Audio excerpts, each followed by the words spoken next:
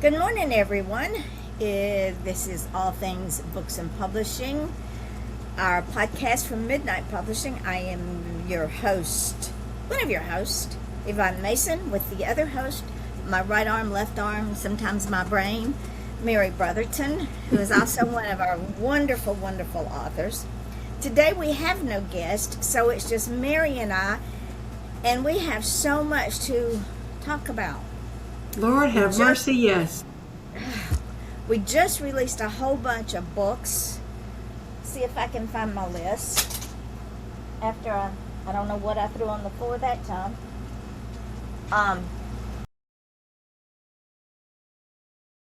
It's the thing about live TV. Okay, let's see what we have released. We have released The Black Dahlia, a Jake Slater mystery by J.C. Masick III. If you don't know who she was, her name was Elizabeth Short. She moved to Hollywood in the year 1947, and she was murdered in Hollywood. Brutally. Brutally. Her murder is still active unsolved, and what JC did is he took all of the records that he could get his hands on and put together a mystery about this murder. And even though the book is fiction, it is based on fact. We released 101 Organic Gardening Tips by Sherry Ann Richardson. If you haven't read her gardening books, they're absolutely amazing.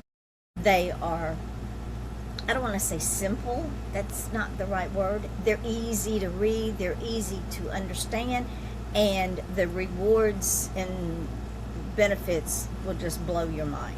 Well, what I think the word is you're looking for is they're not technical. They're not science books. They're common sense books that make you go, I can do this. And that's her whole point, is Sherry Ann is trying to help others understand the value behind homesteading and organic gardening and doing things yourself, getting back to nature, even if it's just working with one flower pot at the time. You don't have to go big scale, but whatever you do, she's got the insight and the wisdom from years and years of her own experience. And failures. Yes. And if you never, and failure's really not failure.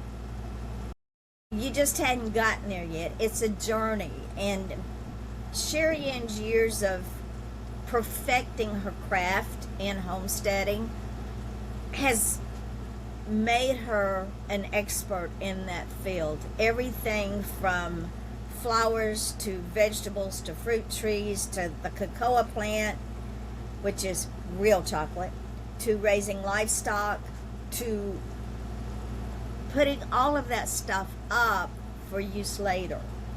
You can hydrate stuff, dehydrate stuff.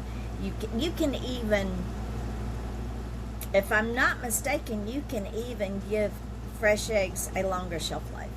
There are ways, yeah. Make cheese from goat milk. It's real simple. Make butter from goat milk. It's real simple. Make cottage cheese from goat milk. And her books tell you how to do all of that. How to can. My grandmother canned. I never got the hang of it, but I spent many a summer on her back porch after we would go out in the garden and harvest, snapping beans and shelling peas and slicing corn and slicing okra and shucking corn.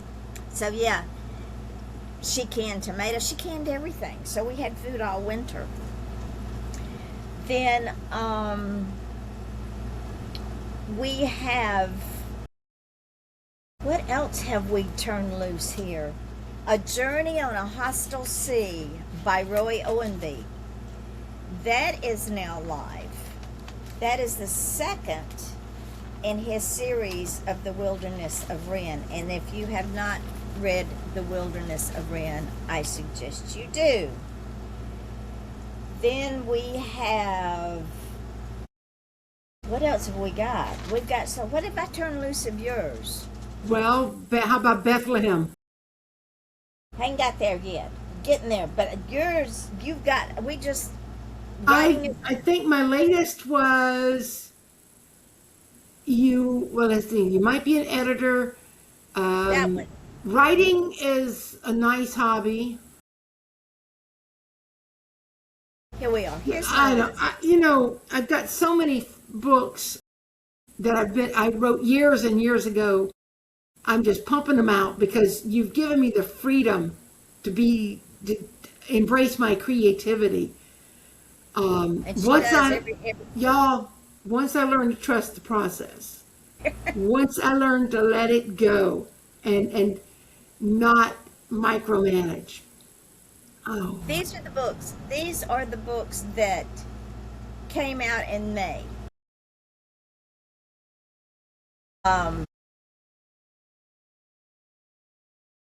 101 Gardening Tips, also by Sherry Ann Richardson, came out on 5/25. You Might Be an Editor by Mary Brotherton is already out. It is, I don't want to call it satire because it's not satire. It's humor. It's humor. It's tongue in cheek. If you find yourself reading a book and you're making critical thinking notes in your head, you could be an editor. Or if somebody sends you a letter and you're going, what were they thinking? Yeah, you might be an editor. Footsteps on an Empty Beach by Ellie Ryan is live in all 4 formats. 101 Self-Sufficiency Tips by Sherry Ann Richardson is now live on Amazon in all 4 formats. This teaches you how to be self-sufficient in a world that's gone totally mad. You can make your own soap. Go ahead. I saw something on Facebook. It was a post somebody had written where some young person said, I don't know what the big deal is about farming and raising crops. Why don't you just go to the grocery store and buy it? Where they think it comes from. They have no idea. That's like if you ask a youngster today, where do you get a hamburger? They'll either tell you McDonald's or Burger King. They have no idea that you need cows to make the milk, to make the ice cream for the milkshake. And it breaks my heart. I mean, my kids are in their 40s, pushing 50, one of them. And they grew up knowing that, we slaughtered animals, we raised chickens, we ate their eggs, and when the chicken's life had come to an end, it became chicken stew. It's the circle of life. I know there are maybe vegans out there who don't want to hear that we eat animals. Deal with it. Well, and also, what I found out, and you're going to love this one, is that many of the younger ones have no idea where the eggs come from the chicken. And I know that there are true vegans who will not eat an egg. Right. They won't take honey or wear silk.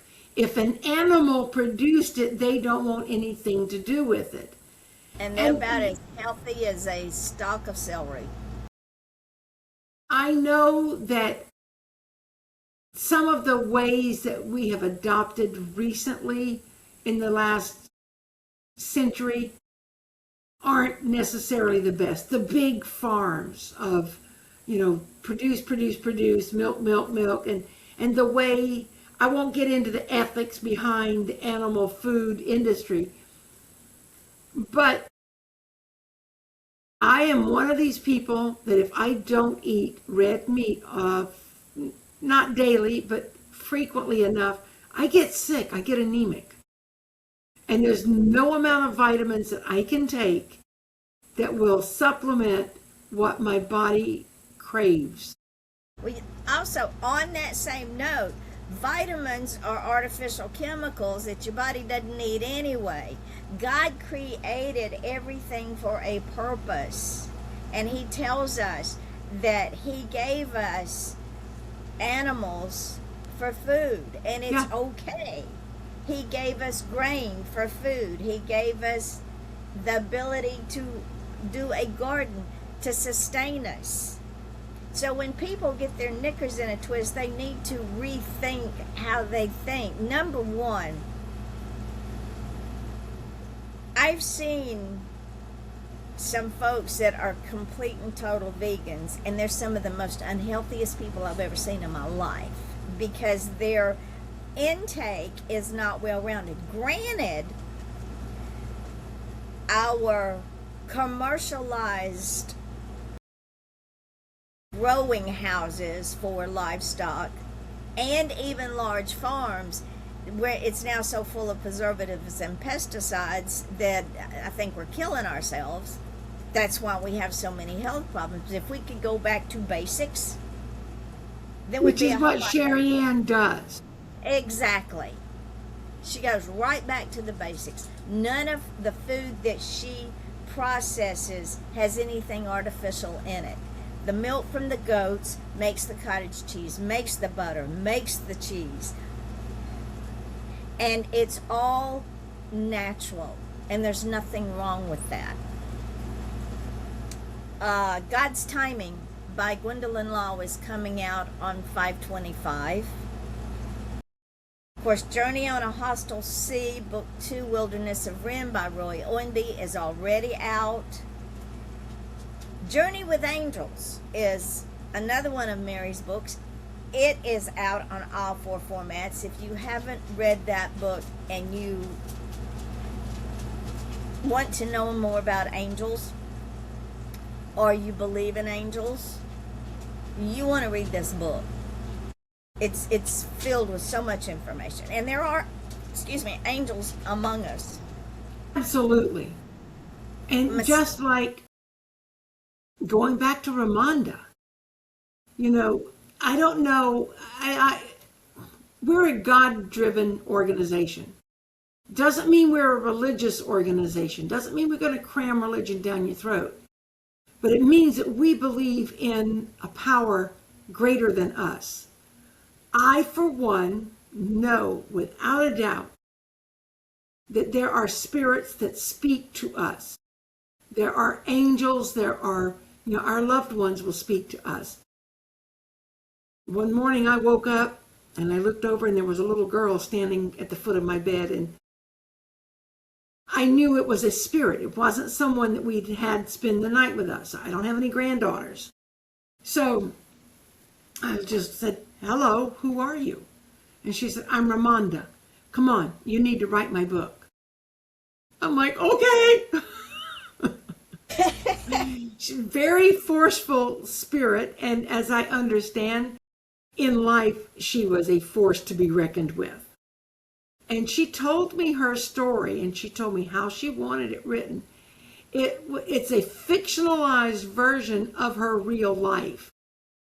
And Ramonda wanted people to know that her father's heroic efforts to keep her organs viable, even though he knew she was dead. He knew that she would not survive the asthma attack. So he made sure that the blood still flowed to her heart, her liver, her lungs, whatever. And her parents made the decision to donate her organs. I mean, it's a split-second decision right then. What do we do? How does a family mourn the loss of a child and yet help other people live? She saved, 8 lives? Did.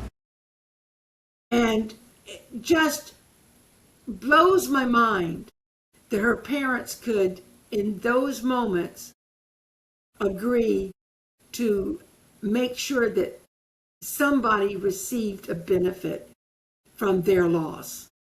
And Ramonda, y'all might think I'm absolutely cuckoo, and I don't care, because I know what I know.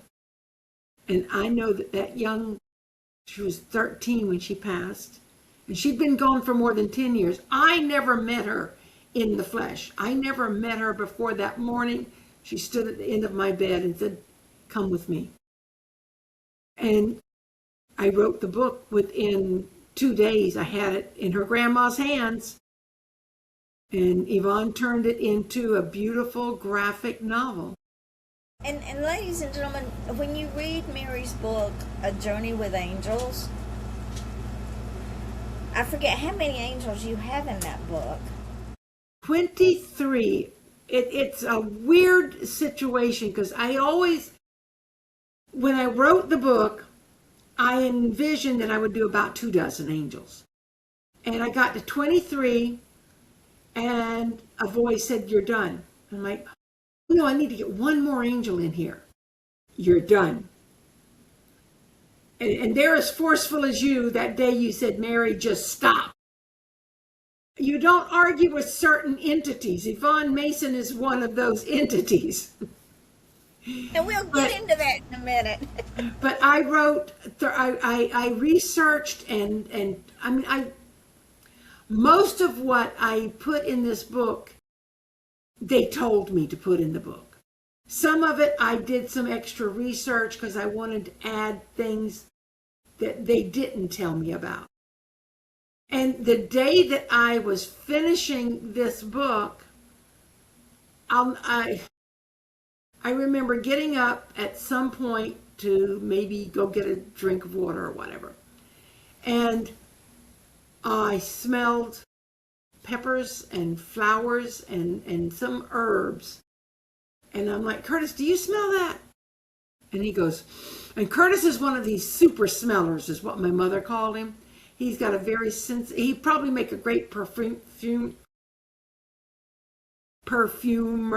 maker, perfumier.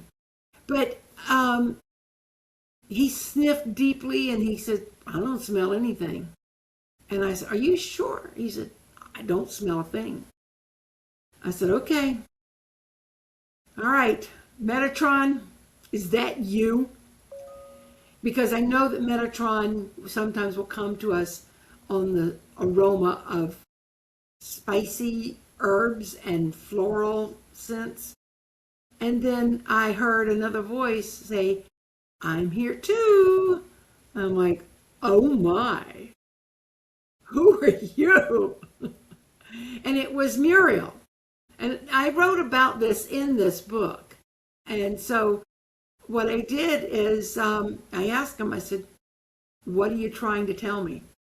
And they're like, "You're done. You're overthinking this. As usual, you're done." And Yvonne knows I am really good at overthinking. And believe me, ladies and gentlemen, it's a genetic trait. Trust me. Yeah.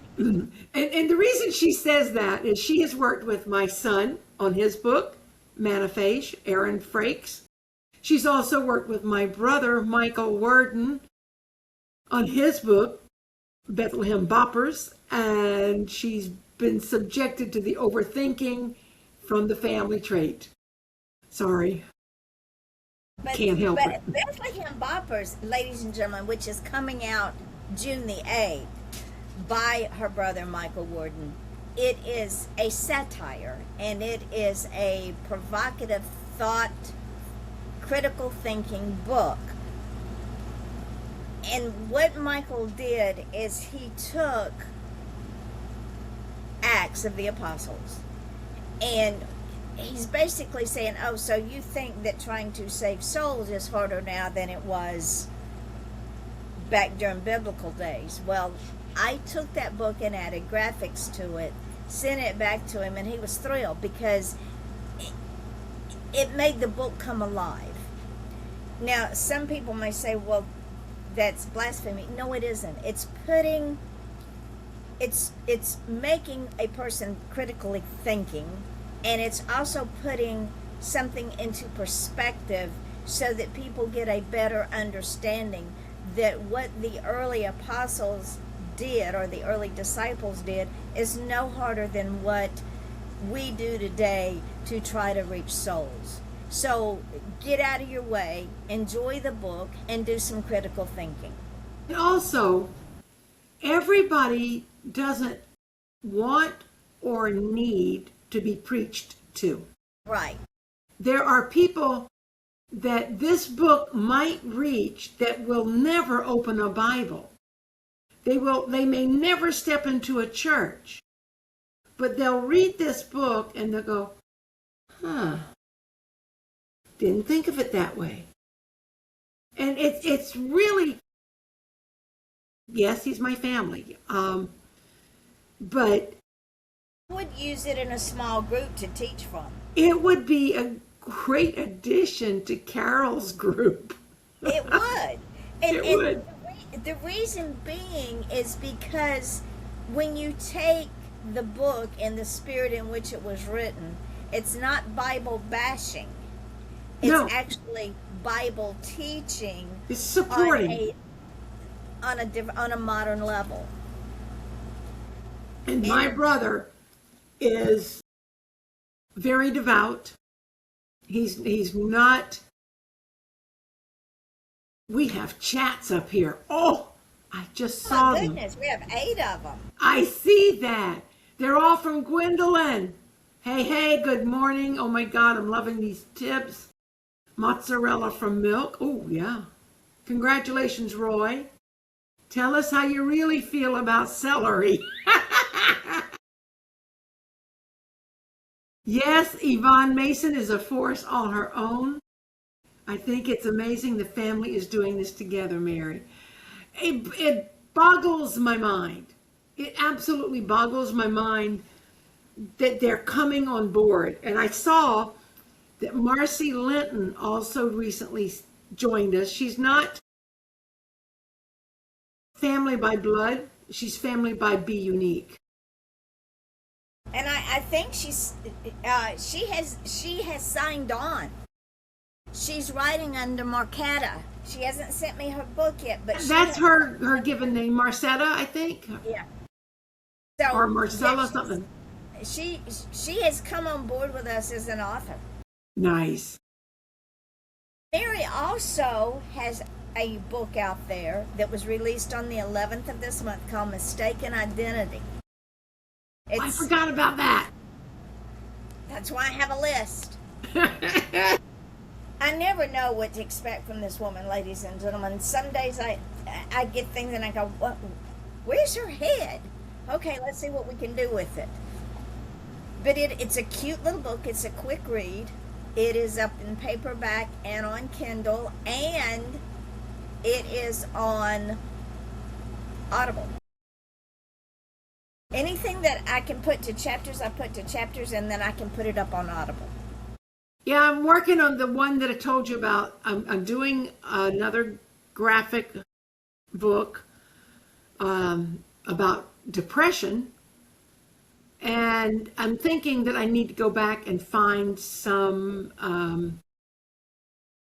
chapters, ways to make it into a chapter. It's written in rhyme. So I've got to figure out how to do that, but I can. If anybody can, I can. You are going to love the book that I was working on before this book jumped into my head. It's called Jack Remembers. Ooh. And it is a Jack that you're going to love. Oh, goody. Roy, now, okay, ladies and gentlemen, we're going to jump back to Roy Owenby for a minute. Because when Roy came on board, and I love telling this story because this man totally embraced the process. No questions, no nothing. He sent me his manuscript and said, here's my manuscript. And she'd never talked to him before. Not a word. So I said, Okay.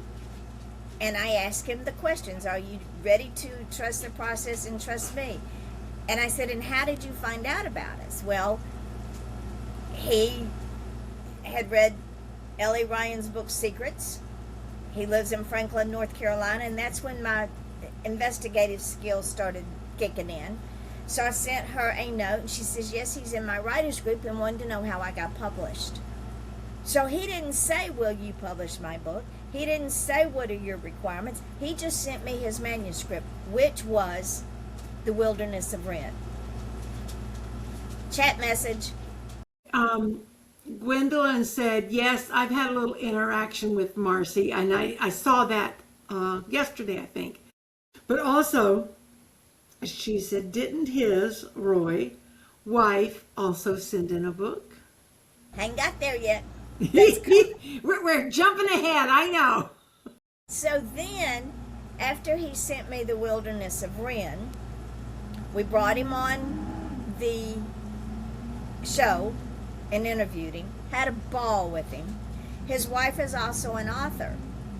And he says, well, right now she's perfectly happy with whoever she... I said, that's fine. I says, but whenever she's ready to change, the door's open. Well, in the meantime, Roy sends me the second book, The Wilderness of Ren.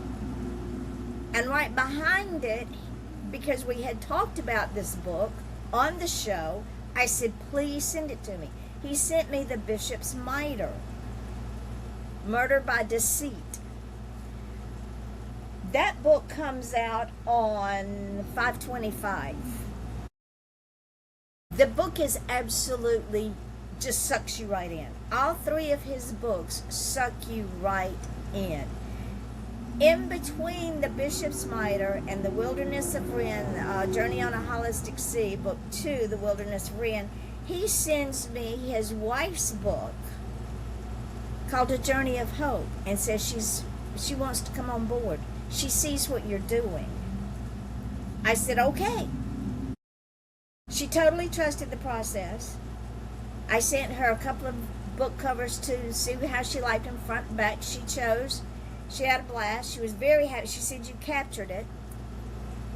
So now we have a husband and wife team with us. We have Mary with her son and her brother. So we literally are a family. Ellie Ryan is my cousin. Her daughter, Kara Benson, is also my cousin. So we literally chat, and Gwendolyn Law is my daughter by another mother. Chat message. It relates to Linda. Gwendolyn said, I still haven't read Secrets. Sorry, Linda. And Linda wrote Footsteps on an Empty Beach. And I highly recommend both of those books. She's now working on her sequel to Secrets. If you haven't read Secrets, you need to read it. Also, yes. Family connection. We have Bonnie and her granddaughter. Yes. They co-wrote The Adventures of Bonnie the Brave. And I believe they're co-writing another book. They're supposed to be, yeah. So you see, ladies and gentlemen, when I say we are a family, we are a family. What about Gwendolyn and Brandy? Yeah, see, Gwendolyn's been in my life since she and Brandy were in school. And that's been 100 years. Brandy is our now we know how old those two are. Brandy is our book pimp. She's also my daughter. So, with that being said, coming out 101 beginning gardening tips, again by Sherry Ann Richardson.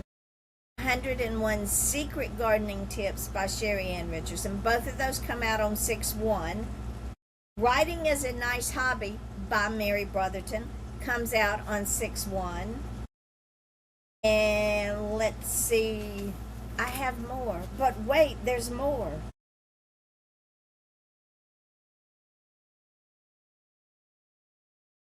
Got The Bishop's Mitre. God's Timing we talked about. I am working on Journey of Hope comes out on either 6/1 or 6/8 by Nita Owenby. Of course, the Black Dahlia is out. Bethlehem Boppers comes out on 6/8. In 11 days, ladies and gentlemen, I put out 9 books.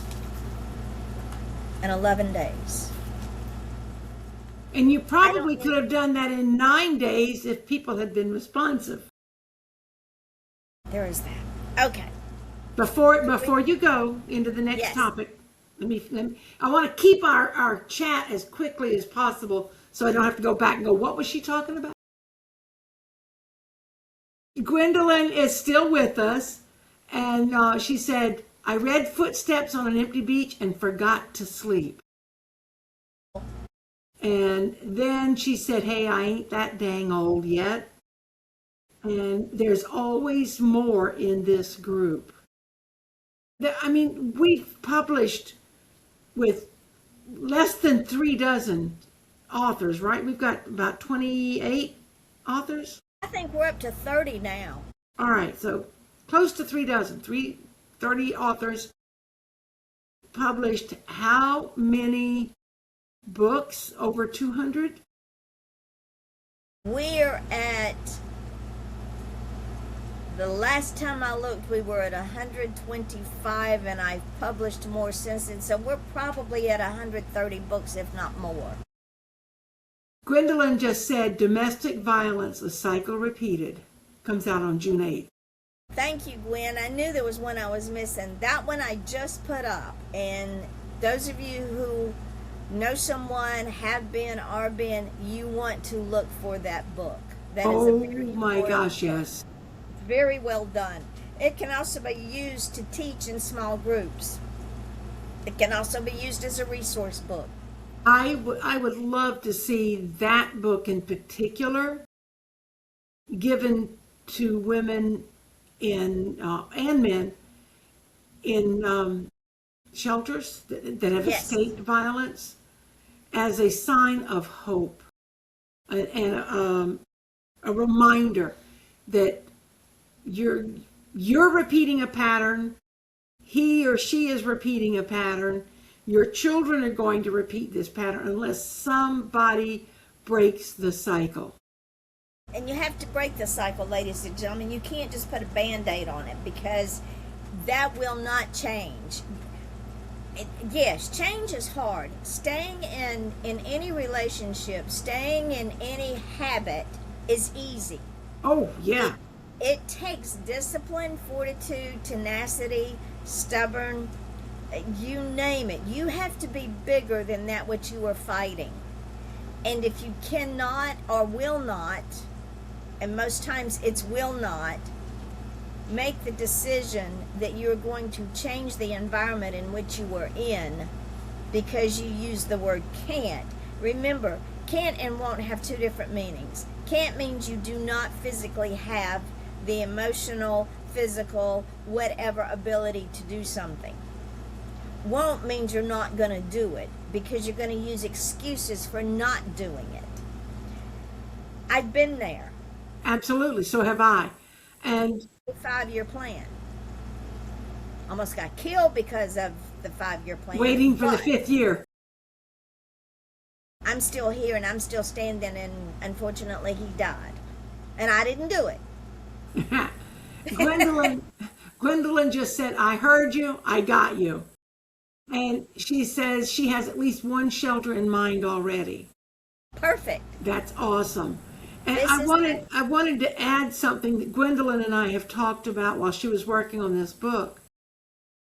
She didn't have a lot of experience with the non-physical aspect of abuse. I mean, most physical abusers are also emotional abusers. Exactly. But there's the ones that are emotional and not ever physical. So, and I'll tell you, when you go to bed and say, please God, let him hit me. That way you feel like you're vindicated. You've got justification that what you went through is real. It's not all in your head like the other one makes you believe. And Gwendolyn and I talked about that. And she just said, can't is ability to, will not means you made a choice not to. And that's so true. I mean, we do, for years, we talked earlier about how I hear voices. One of the ways that I could get away from my ex was to say, I'm going to go pray. He liked it when I prayed. And I'd get quiet, I guess. But at the end of every prayer, every single day, I would hear, Mary, if you want to live, leave. And I thought it was my imagination because, first of all, who talks to people like that? And, there was nobody there. But I didn't realize that God was talking to me. Because the man that I had married never laid a finger on me in anger. So, of course, he wasn't going to kill me. But he was killing me like the old Roberta Flack song, killing me softly with his words.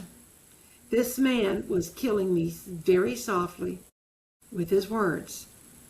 And until I got the courage to get up and get out and make my way into the world, nothing was going to change. We have 128 titles. Wow. In Midnight Publishing. And we're not 2 years old yet. From 30 authors. 128 titles. And I'm working on 4 books now.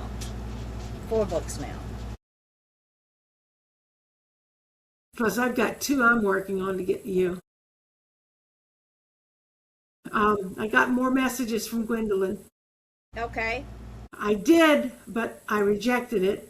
I'm stubborn. It was real, Mary, and you're better now. Absolutely. Mine hated it when I prayed. Because he knew that you were reaching out to a power outside and greater than him. And we are more than survivors, ladies and gentlemen. We are thrivers. We are better for having had the experience, as traumatic as it was. We are not the product of what happened to us. No. We are better because of it, and we do not allow what happened to us to rule who we are.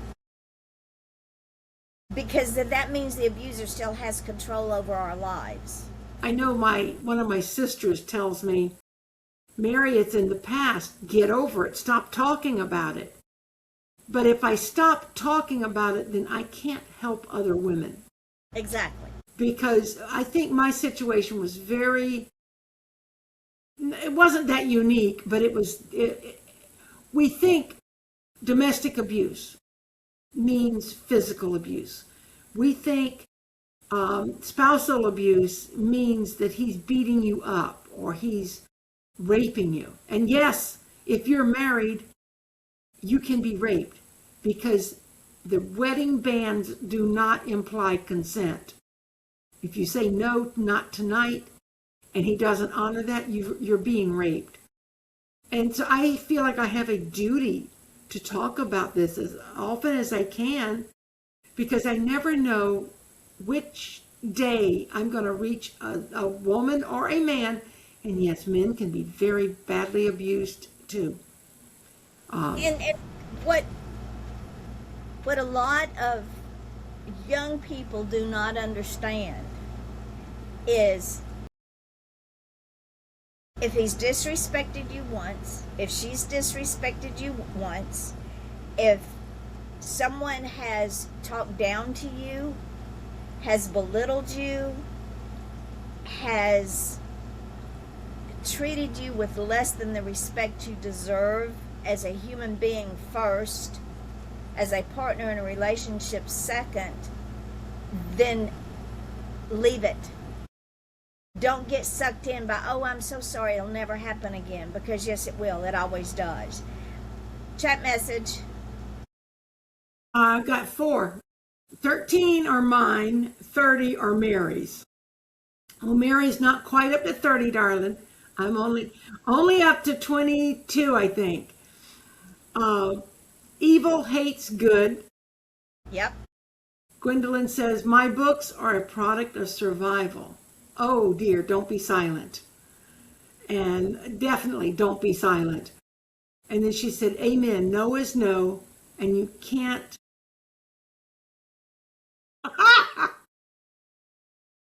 What? You can't Lorena Bobbitt them. Oh, well, we could, but Lorena ended up in jail too. Yeah, that's true. I don't want to go to jail. My dear friend and I have a code. Whenever our husbands are annoying us, we'll start an email to each other. She lives 600 miles away, but we'll start an email to each other that says, get your bail money ready. Hey, I say that on a daily basis around here in the village. Oh, one of my lovely friends gave me the title for the 3rd in the series. I wasn't going to write a 3rd in the series, but they gave me a title. It's called The Village Idiots Are Back. No! Just saying. Rising from the dead or coming out of jail? Well, I'm not sure what yet. I mean, I already raised one from the dead and killed her off again, so we'll see. We will see. I mean, they just get more and more stupid around here, bless them. It's got to be in the water. Are you drinking that water? Don't drink the water. Well, boil it first. So, yesterday, ladies and gentlemen, was Tuesday. The week started off with me and a migraine from the barometric pressure, the humidity, and then stupid action started rolling in. So I'd had enough, and my children will tell you, when you poke mama one too many times, the other personality comes out and she isn't nice. I don't even like her. I had sent, this is what I tell my authors. Do not, under any circumstances, send me a completed cover. It will not end well. Because I have guidelines and they're set in stone. I don't get an option that I have to follow with Amazon.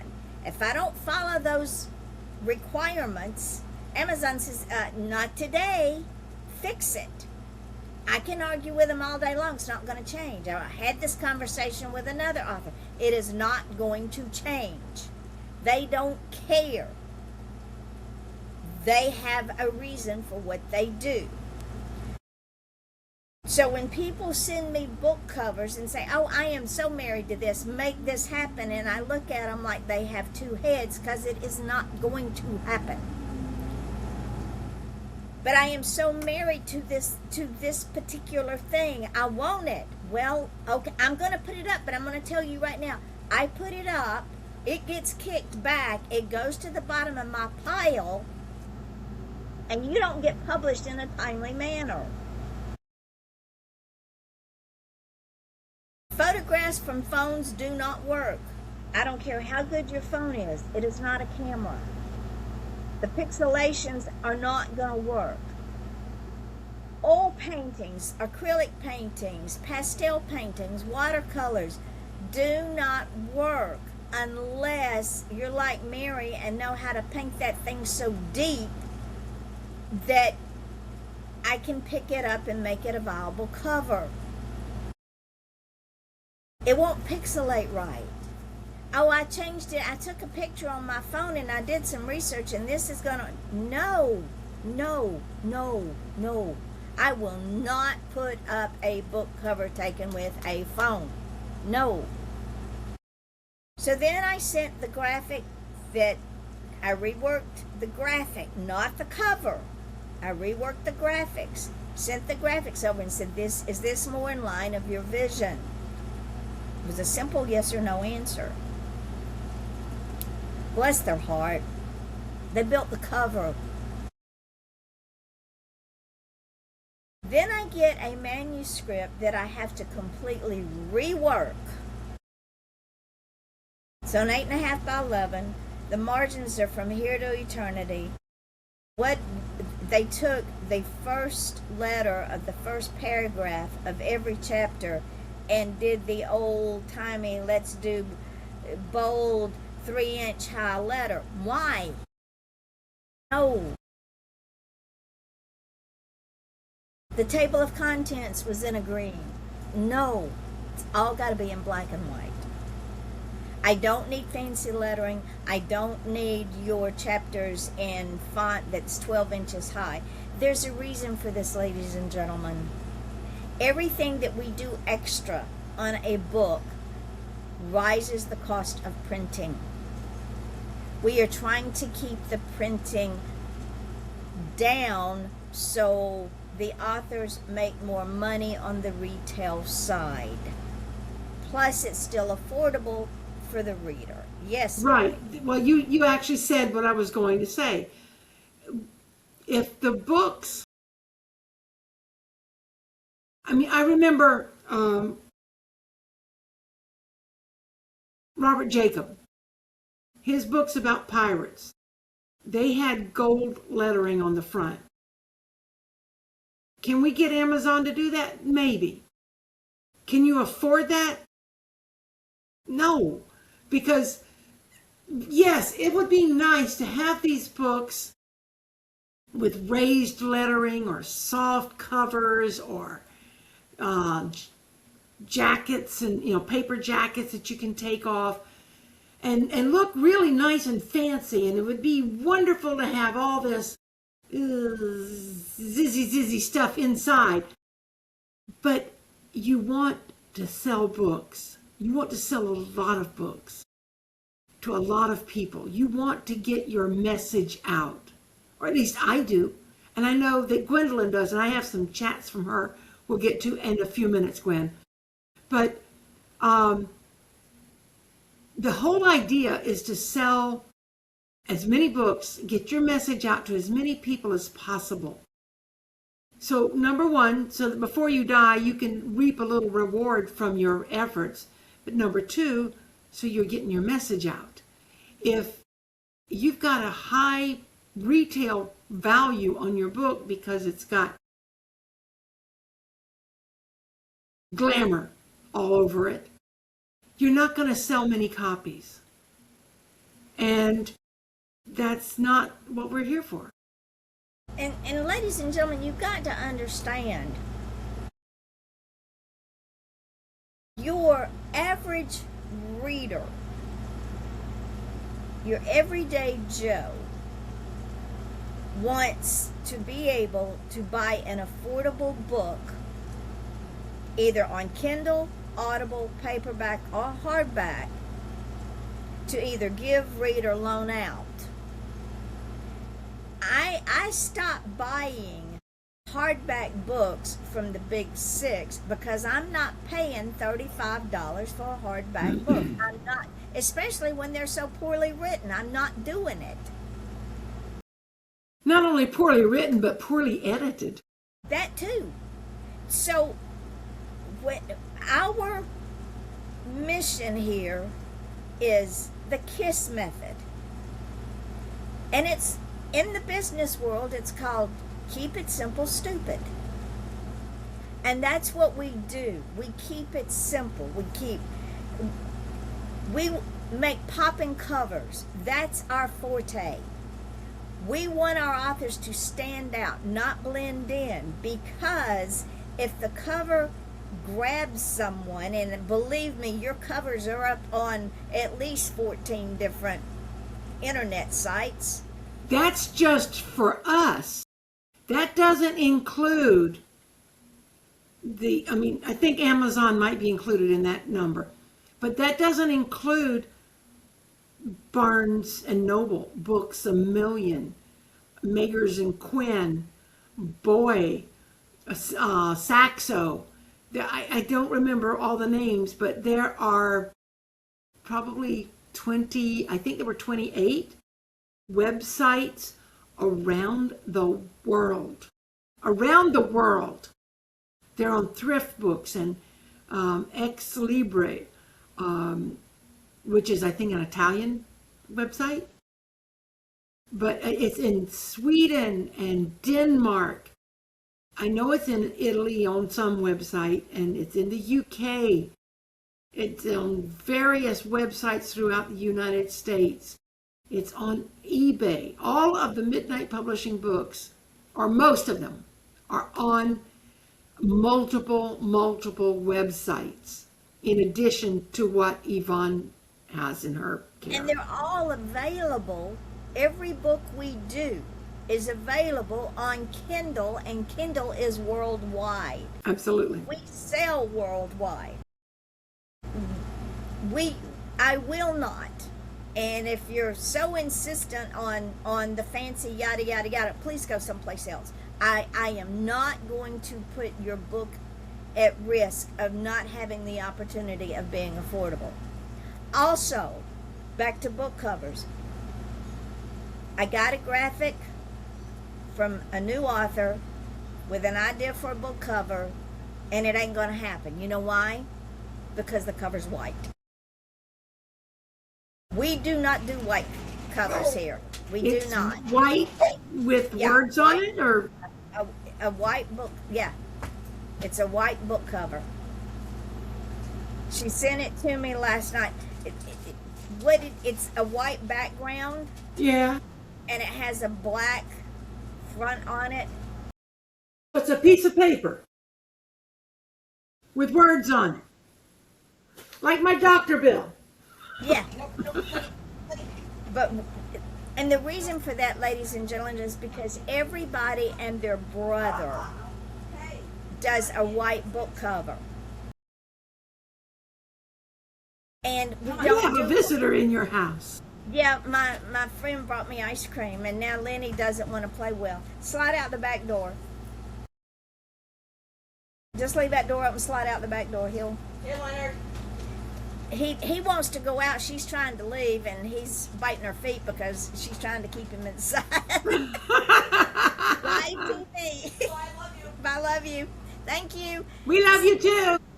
So, what we do, ladies and gentlemen, is we create covers that stay with people. I am going to rework that cover. When I am reading a manuscript, the cover plays like a movie in my head. And covers are extremely important in a book. The front cover starts that story. The front cover makes the interest. The back, mistaken identity. Look at that. I mean, who can resist those eyes? And it draws you in like nobody's business. And that's our edge. Nobody does book covers like we do. Go and look at all the book covers on Amazon or in bookstores. Nobody does book covers like we do. And there's a reason for that. I want you to do something for me at some point. I know you've got the ability. Take JC's original Black Dahlia cover and put it on a sheet of paper next to yours. So we can use that as an example when we're talking about book covers again. Because the Black Dahlia is a reprint or republication. JC took it down, sent it to Yvonne, and asked her to redo it. The original cover was okay. It did focus on Elizabeth Short's eyes, which were very striking. That was her trademark. But the way Yvonne turned that book around to show off the eyes in a stark black background which also helped emphasize the black dahlia. It was like the difference between, and this is for the folks who are old enough to get it, the difference between the Sunday comics and the everyday comics. Because the Sunday comics were always in color. Yeah. The everyday comics were always in black and white. And ladies and gentlemen, we don't, as a general rule, we don't see in black and white. Unless you're colorblind. That's a whole different issue. But even babies like color. And what we found out is even people with dementia and Alzheimer's, the last thing they lose is the ability to see color. Well, was it Carol who Yep. takes my children's books to her mom in an assisted living facility or nursing home because all of the people love the colorful images. And folks, let me tell you, if you are a children's author and you want Midnight Publishing to work with you, don't ask us to dumb down the images or to make them more child-friendly. Children don't necessarily, children will read whatever you give them. They're voracious, they're sponges. But just because it's always been done this way doesn't mean that's the way it should continue to be done. Yvonne has been setting trends in everything. And people are following us and copying us now. But the children's books are not cartoony. No, They're I will not be they're very realistic. Now there's you have a mixture, and it depends on the subject matter. My book, you could be a giant, you could be a mermaid, you could be a butterfly, or if I could be a butterfly. Those are a little more on the fantastical side, like your Enchanted Forest. They're more like the fantastical images because they deal with things that are fantastical. But books, they're not cartoony and they're not dumbed down. No. But then you've got the books like The World's Best Grandfather and Too Many Rules. Those are more serious topics. Grandma's heart attacked her. Very serious topics. So they use much more realistic looking images, almost photorealistic. Because now I've got to share this because I'm going backwards with Gwendolyn's messages because this just popped up. Today's children have evolved beyond traditional books and graphics. I said that backwards, graphics and books. Yeah, because our children are given smartphones as soon as they're old enough to hold one. Here, Johnny, be quiet. Here, Johnny, look at the pictures on mommy's phone. Here, Johnny, we've got to be quiet for the doctor's office. Johnny, we're in church. Shh, look at mommy's phone. And they play a game or they look at images on it. So they're seeing reality all the time. And yeah, cartoons are fine. Kids love anime. They love Bluey, which I don't get, but it's okay. And they like their cartoons, but their cartoons today are different than they were when we were children.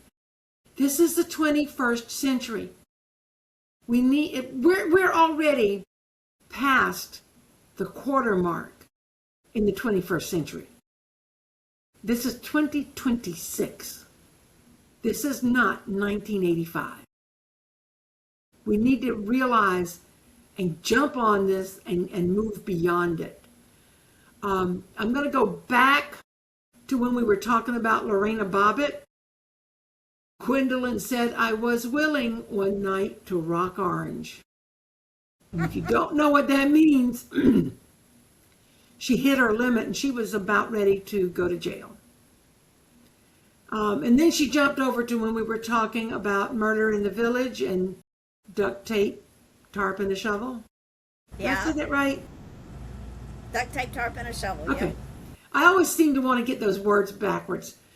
Anyway, she said they shouldn't drink salt water. Then when we were talking about the authors sending you their own versions of covers, she said fireworks went off. And then she talked about how you have to be the one fighting with Amazon, not the author. And she also said she detested the pre-made templates.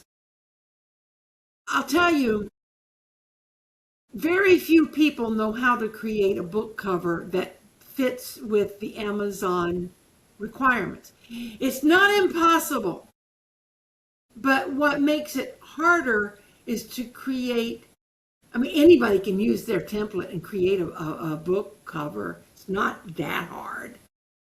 But to create a book cover that pops and stands out of the crowd.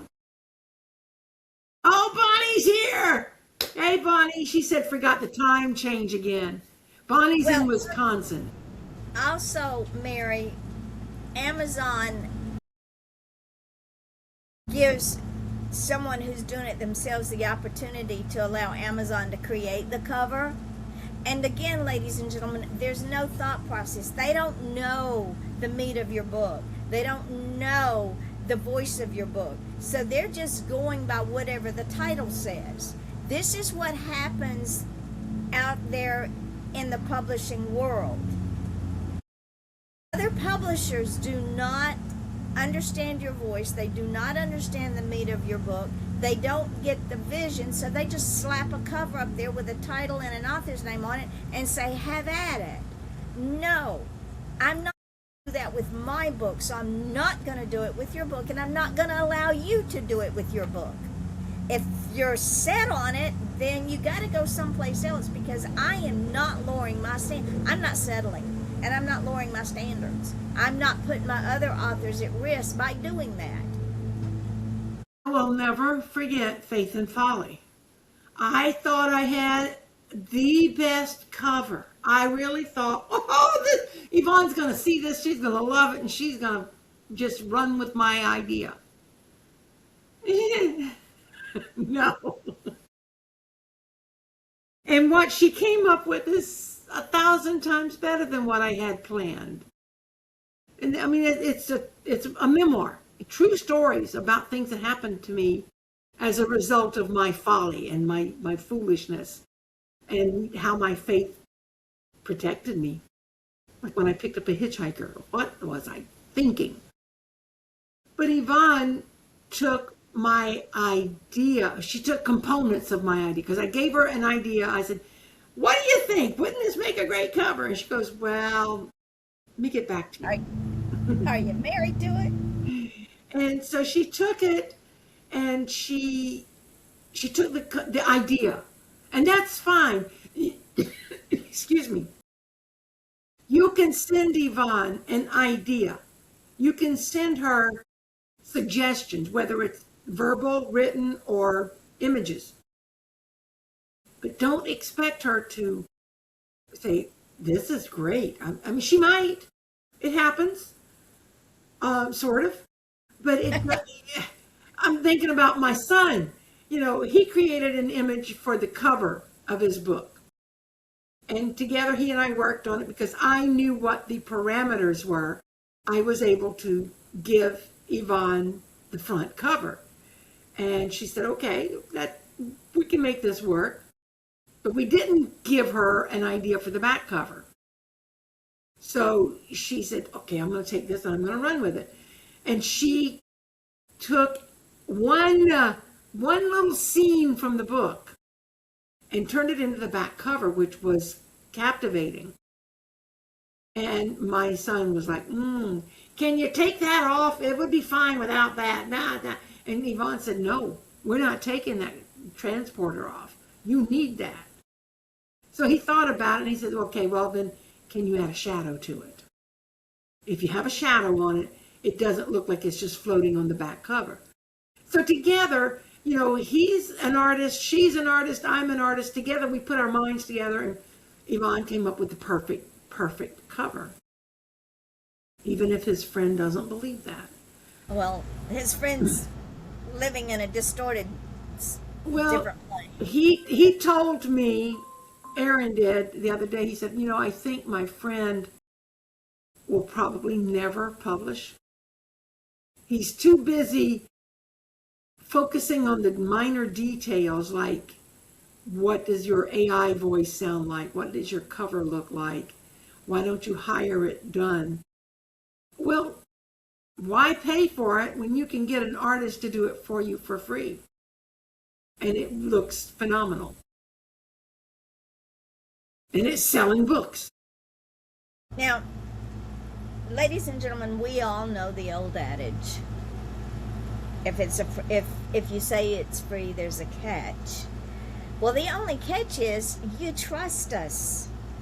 Between Mary and I, we have roughly over 50 years of experience in this type of world. We've watched it grow, we've watched it evolve. I've been doing marketing since I was a little bitty girl. My mother used to say I could sell snowballs to Eskimos. I watch the trends. I know children. When I've got a 4-year-old that tells her pre-K teacher that she no longer takes naps with her hand on her hip, do you think she's going to read a book that says, "Run, Jane, run"? No, she isn't. If you as a writer are not willing to move with the trends and to move forward, then don't waste your time. Because what you are doing is you're putting yourself in a box. You are also categorizing readers and children who are potential readers as somebody they're not. We assume that because a child is 4 years old, they can't read. Honey, they can read from the time they come from the womb now. And they don't like to be dumbed down. No, they I do not. resisted it as a child. Don't dumb me down. I'm a lot smarter than you think I am. What we do here, especially with children's books, is we want to test that child's adventuresome spirit. We want to help them expand their vocabulary, their mind, their imagination, and their perception. An artist's perception. So when you come to me and say, well, this is my children's book, but I want stick figures because it's for a child, I'm going, no. The only reason I would want stick figures in a book for children is if the characters are the stick figure family. And even then it would be embellished. It wouldn't be just a stick figure. It would be full of imagination. It is so important, and Mary and Gwendolyn both saw my post yesterday. I am a tough love person. And not because she's tough to love, though. Do I piss people off? Yeah, I do. But when I set an expectation out there, I expect people to get close to that expectation because I want them to grow. We have guidelines. If they're not following the guidelines, then they're disregarding the process. And that's why all of our new authors coming on board will get an upgraded contract that has in there a clause about our, what is it called? A sincerity fee. We're now asking writers to send us $25 along with their manuscript. That is a non-refundable fee that's going to lock you in to agreeing to our process. Because we've had too many people number one, annoy the publisher, and that's cause for a $50 fee. But also, we've had way too many people who allow her to do the work, format the book, create the design for the cover and or the images inside. And then when she sends it to them for final approval, they go, no, I've been talking to my XYZ person, whether it's a spouse, a brother, sister, mother, father, whatever. Maybe they're talking to their bearded dragon. And they think that I should take it into another direction. I think I haven't explored enough where I want to go with this. So thanks, but no thanks. Now, we don't know what they could do with this. If they take the images and go and reformat it themselves or publish it themselves or what. They might take it to Staples and print it out and clip it together with wire binding. The $25 sincerity fee is like when you put down your earnest money on a home that you want to buy. You don't get it back.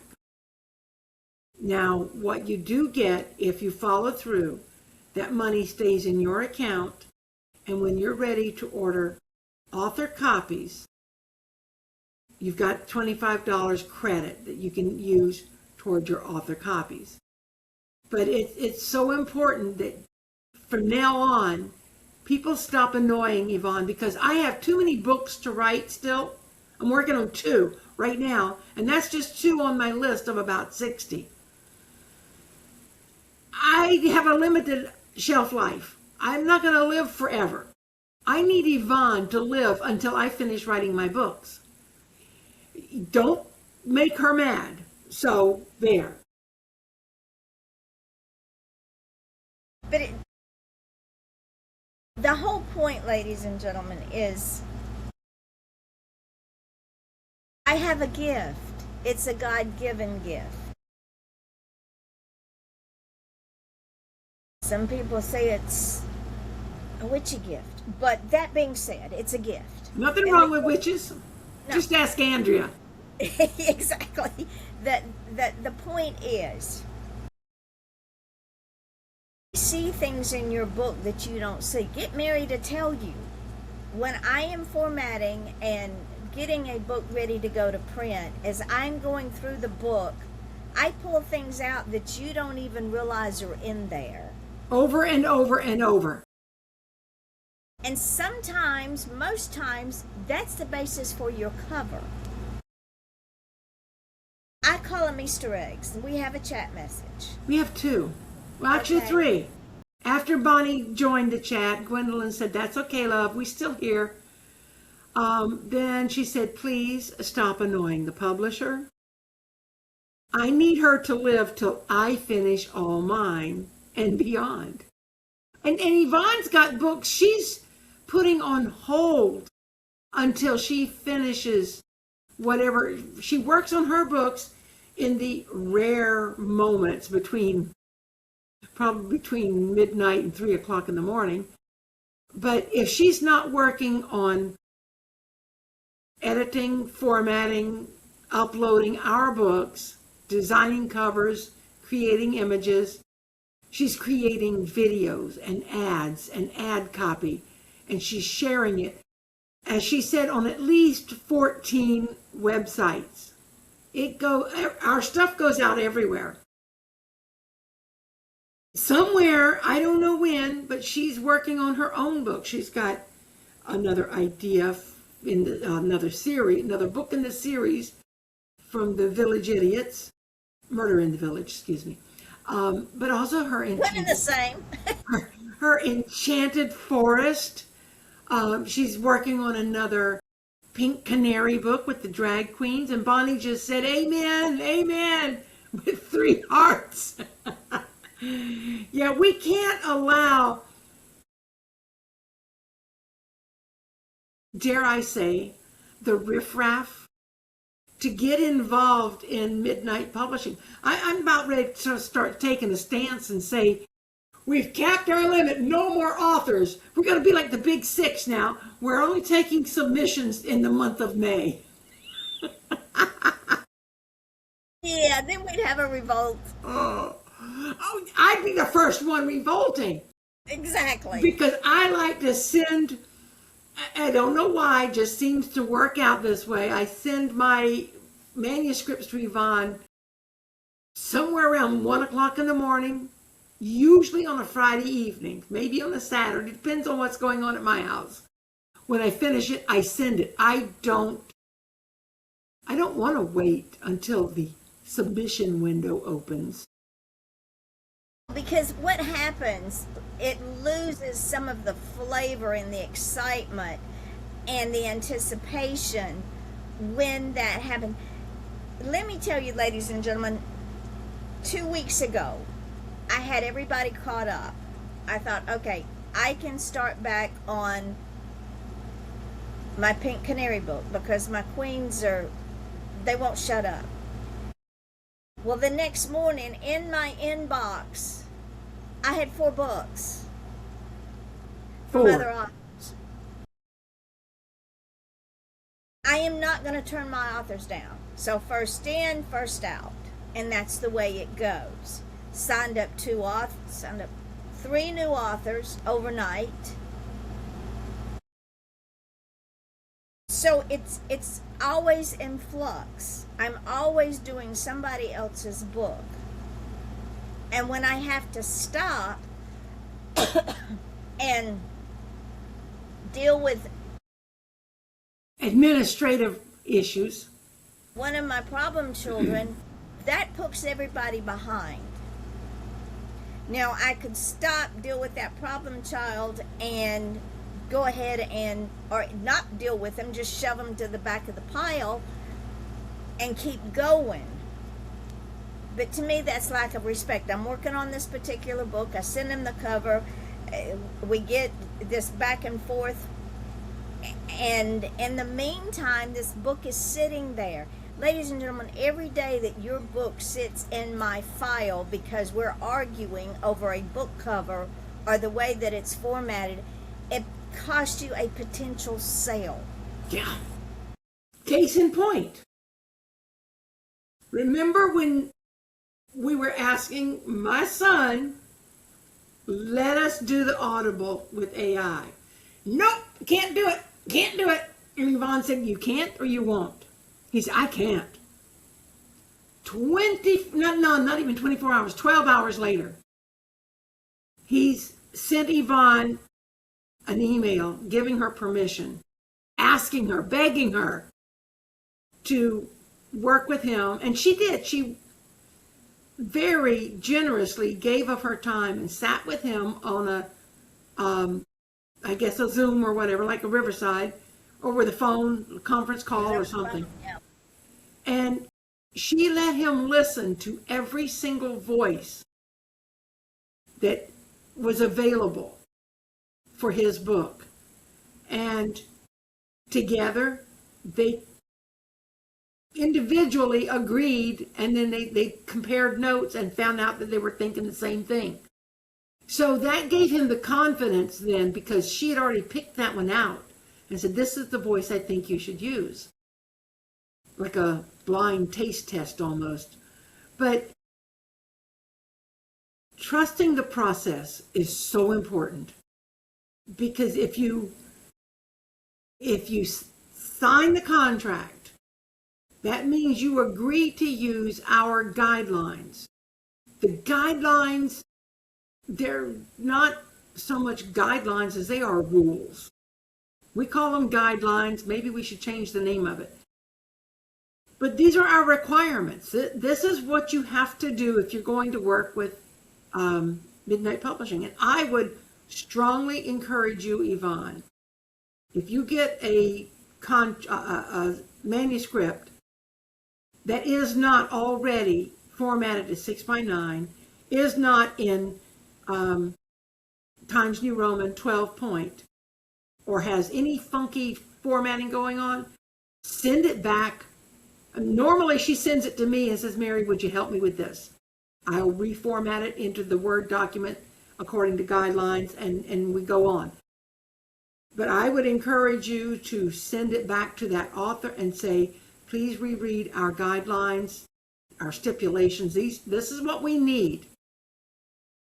And if they can't figure out how to do it, they need to ask. And we'll help them, gladly help them reformat it. But you dare not go to Random House or Penguin or Macmillan or any of the other big publishers and send them a manuscript in any format other than what they say they need. You can't even go to a vanity press or a small press and do that. They'll kick it back. If I wanted to print my books, like I did my first 3, if I wanted to send it to a publisher, a printer, I mean,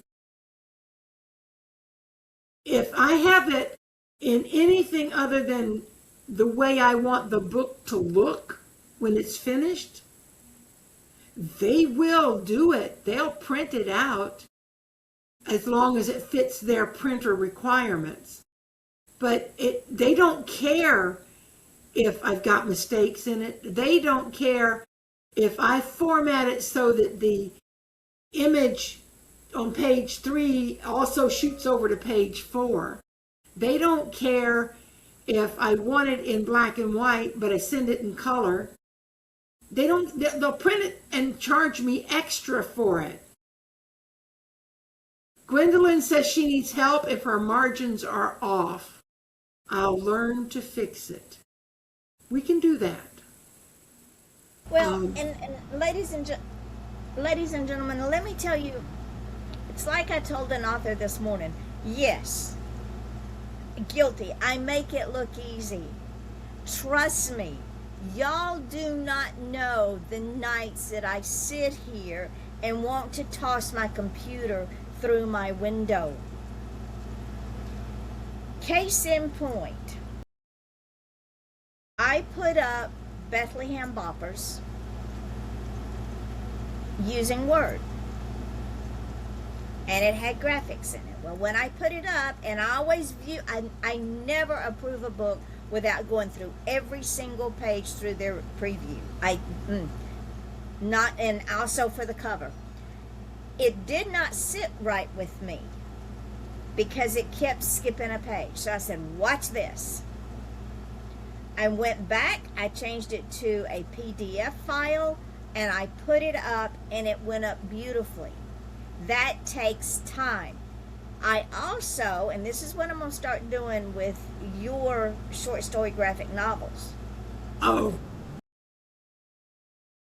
Put Bethlehem Boppers up like I do the children's books, one frame at a time. So you say, well, what does that entail?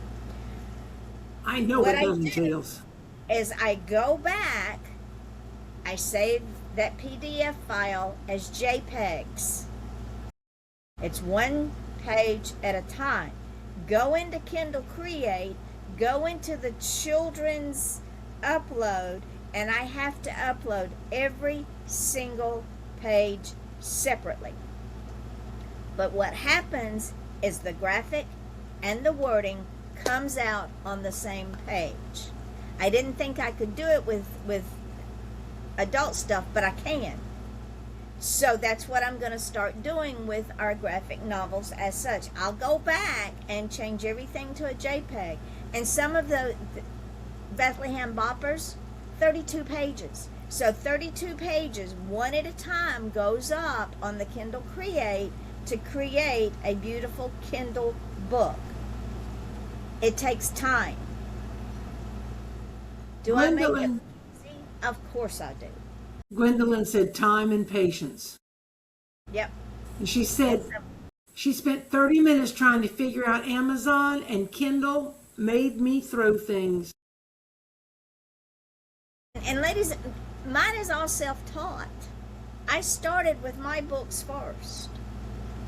And as Amazon has progressed, we have progressed. As we've progressed in our publishing house, we've tweaked things that I can go back and redo on the Kindles for our authors. And I don't mind doing that. I can do that at any time. All I'm asking is cooperation from my authors and give me what I'm asking for. follow our rules. When I spend 3 days just formatting a book before I can even go into edit it, and it's a 500-page book, that's a problem. Oh, no, no. The writer needs to fix that. It was longer than that before I fixed it. And I still, it's the pages are going to come down. All right, and another thing. Will you put up, if you can, the Chicago writing? And the reason I say that, ladies and gentlemen, is you do not put two speakers on the same line. If John Boy is saying a sentence and Susie Q is answering him, it doesn't go on the same line. It goes below. It's two separate speakers. That is writing 101. You do not make one-word paragraphs. That is writing 101. You know what we do? We've already got our lesson, our curriculum set for the rest of this year. We can change that if you want to and start. I mean, the June is supposed to be the importance of book reviews and how to get them. We need to go back to writing 101. Let's readjust our curriculum for the rest of this year and start doing some of these classes, and I'll create some graphics that we can share online, either as downloads, but also, just pick up a piece of paper and show it to the screen. But also I have a chat here, a question from Gwendolyn. She said, OMG, is that how my coloring books had to be done? The one page at the time? Yep. And I don't mind. No, because you're in this for the purpose of serving other writers, which is why I'm doing what I do. I mean, it would be so easy for me, especially after what happened in December, to say, I'm not going to do these shows anymore. I'm tired. I'm done. I'm just going to work on my books. But I absolutely love being able to help other people. Serving others it gives me such joy. It doesn't make sense, but it does. But I just really want people to remember, just because it's free, and that's why we started charging $50 if you ask for your book to be taken down to be fixed, to fix a mistake. That's why we charge $25 at the beginning, before you even send in your manuscript. And if you've been working with us for just a minute and you haven't gotten that new contract, count yourself lucky. But from now on, everybody who gets a new contract is going to have to send in money. That's just the way it's going to have to be. I didn't want to do that, ladies and gentlemen, because it's not about the money. No. I don't care about the money. What I care about is for a writer to live their dream. Mary and I are living our dream. Gwendolyn's living her dream. Bonnie's living her dream. Roy Owenby's on cloud 9. My cousin is living her dream. Aaron Frakes, whose statement was when he sent me his book and I sent it back and he approved it, and he said, so what now? It's just going on a shelf? And I said, no, it's going up to go live. And he went, what? What? Yeah, it's he still cannot get over. He got called into the big boss's office last Friday. He thought he was getting fired because they typically fire you on a Friday. Yep. Walks in, he says, because the boss said, stop by my office before you clock out today. So he went there and he sat down, and the boss said, I'll be with you in a minute. Well, a minute turned into an hour and a half. And he told me, he said, I'm glad I didn't clock out.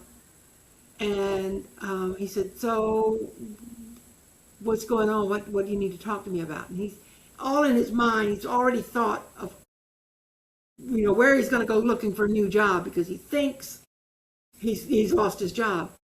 And the boss picks up a book. He says, I want you to sign this for me. He goes, I didn't know you bought a book.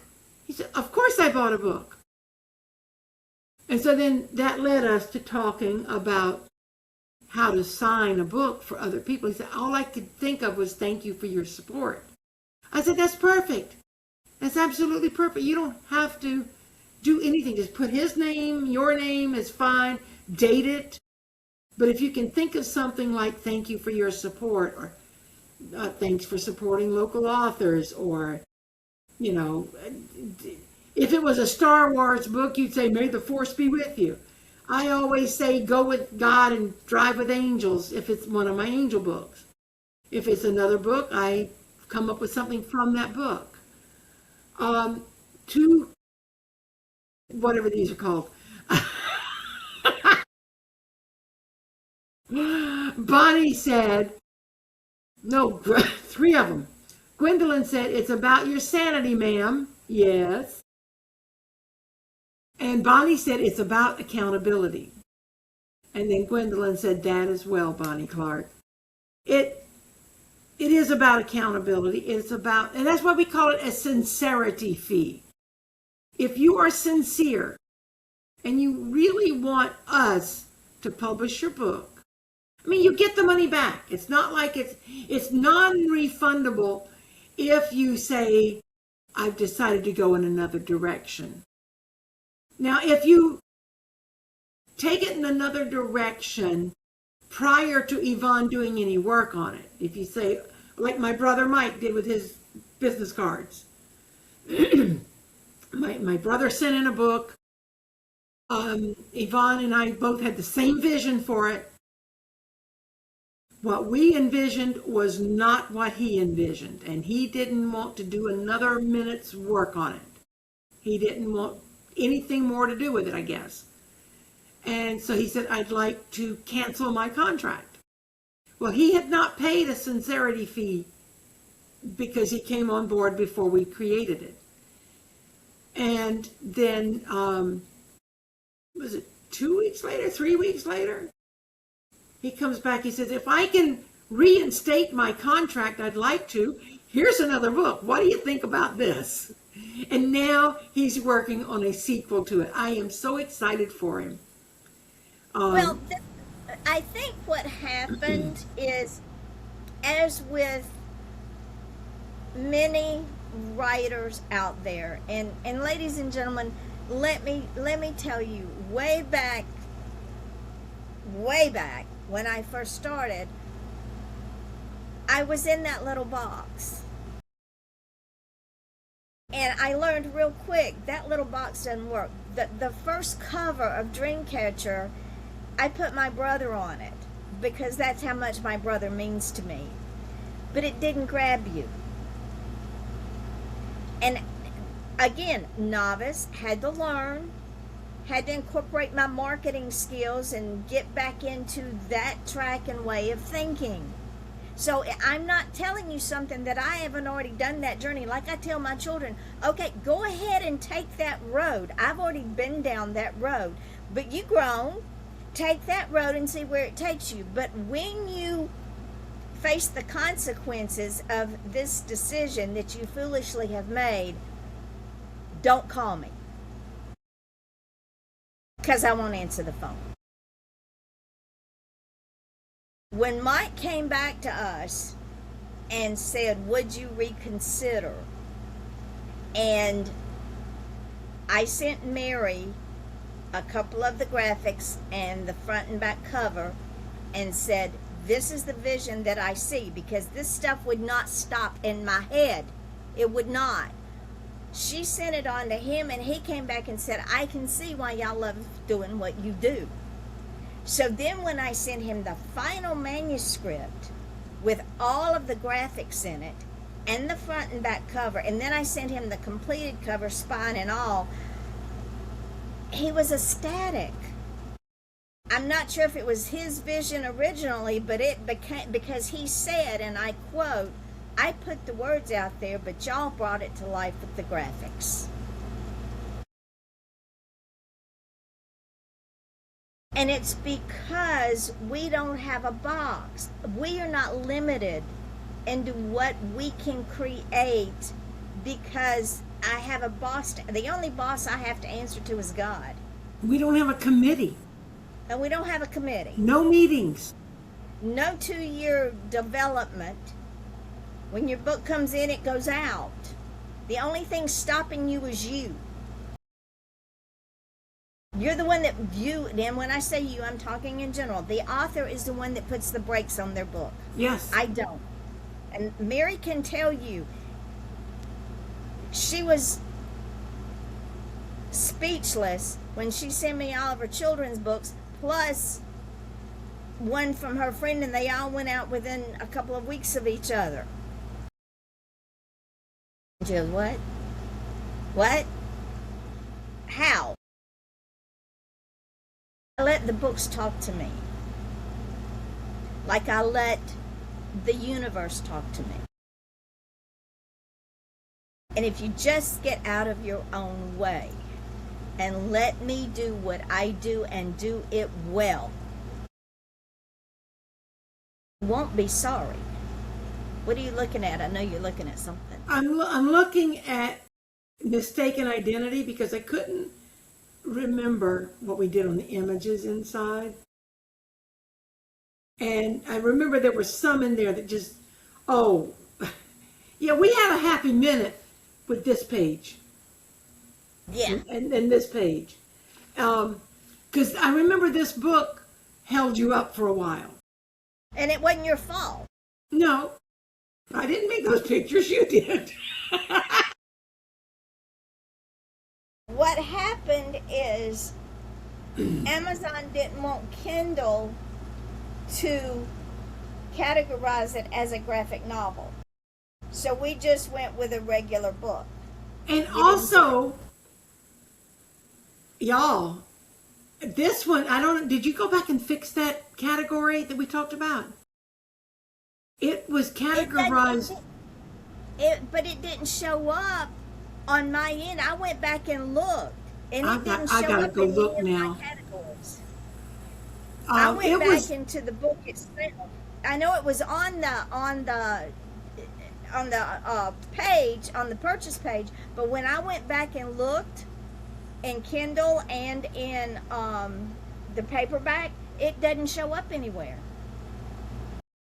Wow. Which is strange. It was, oh, it's there. It's still there. It's called an erotica graphic novel. Put it there. I know you didn't, because I was with you when we categorized these. I was on a phone call. We worked on it together. So but it's 1,000. Leave it. It's 1,008. Okay, we'll leave it. But we don't do erotica, you know what? Ladies and gentlemen, and that's not erotica. It is not erotica at all. I mean, it's 12,855 in humor. And it is humorous. It's very humorous. But I was looking through it the other day and I saw the stats. And when I saw erotica graphic novel, I'm like, Yvonne dislikes erotica so much that I can't even imagine her clicking that. So I asked her. She said, no. Oh, Gwendolyn, yes. She said, God did it. Possibly. Because he knows that's what idiots will buy. I mean, my beloved fans. She also said she does not let dust settle on our books. Because we don't need dust. We don't need... Why? Just like with Aaron. And this was one of our tangents we went off on and got confused around. The minute, probably Gwendolyn did it, but within an hour of it going live as an Audible, a book sold. And I don't know how many Audibles he has sold, but almost as many Audibles as copy versions. I mean, he had one guy bought a hardcover and a paperback. He said, the paperback is for me to read, the hardcover is for me to leave unopened, just to keep as a collector's item. And I think that guy also went and bought the Audible because he wanted to hear it while he was driving to work. See? So the book, if you trust the process, and part of the process is making sure you follow the formats, making sure that you can get into all the formats you belong to or qualify for. If you do what we ask you to do, the way we ask it, your success is going to surprise you. Now, can't promise or guarantee how many numbers of books you're going to sell or anything, but the minute that you publish a book, you have hit an elite force of humans, because there's only 5% of people that say they're going to write a book that actually do it. I'm going to go back to formatting the covers for a minute. Ladies and gentlemen, what you may or may not know, Kindle requires a different format. Paperback requires a different format. Hardback requires a different format. When I first started doing all that, I created different covers for all three formats. I have pared that down because I have learned it's become muscle memory. As I'm building a cover for your book, I see all those formats in my head. So I know how much room that I have to work with. So all I have to do is go back and resize that original graphic for your cover. I don't have to spend time creating 3 different covers. So when you send me a cover and say, I am married to this, if you don't do it, I'm going to say either take it someplace else or let me do what I do. A hardback requires a 6.17 by 9.236 because you have a wrap. And you go, what is a wrap? It's where they take part of the cover and wrap it inside the book. The spine is a different size. The spine is wider. Your wording has to stay within the red dots, the red outline. If it goes outside of that, they're going to kick it back and say, you know better. The same thing with paperbacks. With paperbacks, it's a 6 by 9. But you still have to be within the parameters. Anything outside of that, they're going to say, have you lost your mind? A Kindle cover is not a photograph. It's pixels. It's not inches. It's pixels. For those of you who do not know what pixels are, and this is where mine and Mary's photography comes in, a pixel is the amount of dots per square inch of that photograph. So if your cover is made from an iPhone, and I go to pixelate that cover for Kindle because it has to be 625 pixels by 1,000 pixels, and it comes out and it looks like a children's piece of mosaic art, it's not going to work. Number one, Kindle will kick it back and say, what were you thinking? It has to be clear, it has to be readable, it has to be concise, and it has to be sharp. Because you're reading that book on a device, a phone, a tablet, a computer. Some people even read on their smart TVs now. So if I don't follow those parameters, they're going to kick it back. And that is why I say, if you want to give me a suggestion, fine. But understand that your best interest is where I am. And if I see things in your books that's going to make that book reach out and grab somebody, I'm going to take that idea. Call me hard-headed, call me stubborn, I'll drag you kicking and screaming. Yes, ma'am, chat message. Gwendolyn is leaving. She says, love y'all. But she also said, she giggled. Yes, I did that as soon as it went Audible. I have to buy the hardback for an autographed copy. See? There you go. Gwendolyn, we'll see you next time. Bonnie, hang in here. We're still going strong. Well, maybe for another few minutes because Mary's getting tired. I can tell already. Yep. So, yeah, we've talked. Who's here? Hey, Margot. Margot, hi. She said, I've just jumped on. Only got a couple of minutes as at work. Great to see and hear you both. Thank you. And she's got 2 X's for kisses. Nice to see you, Margot. The post that I put up on the Midnight Publishing page was to make a statement. Like I said, I'm a tough love kind of person. My kids will tell you. If I can have my oldest daughter put in jail for 30 days because she wouldn't listen to me, you think I'm going to be any easier on the authors? No. And as I said in my post, I'm nice till it's time not to be nice. I don't scream, I don't yell. You're the worst kind. I know. Because the more irritated I get, the quieter I talk. Yesterday I was irritated, but I wasn't full-blown aggravated.